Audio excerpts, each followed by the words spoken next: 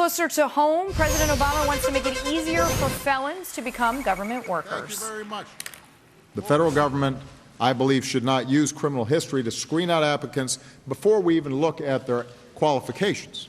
We can't dismiss people out of hand simply because of a mistake that they made in the past.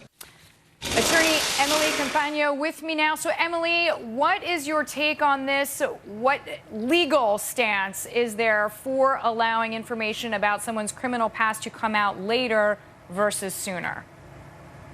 Well, it's going to be volunteered, right? Because these applicants are basically asked to, instead of putting it in this initial application, they're asked to submit it later. So to me, my take on it is the fact that this just is an example of the constant inefficiency that we see, and here it's pushing it to that second level. So on the initial application, no disclosure necessary, but hey, we're going to ask you about it later in the interview process when OPM, the Office of Personnel Management, is already to their ears in inefficiency when they're interviewing all of these candidates that now have false hope.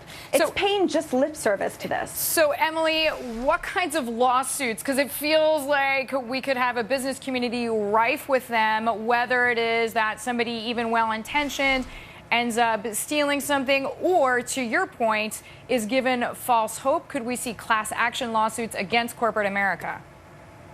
Absolutely. And even further, you know, a lot of this was focused on the government employment, and these are federal and state applications.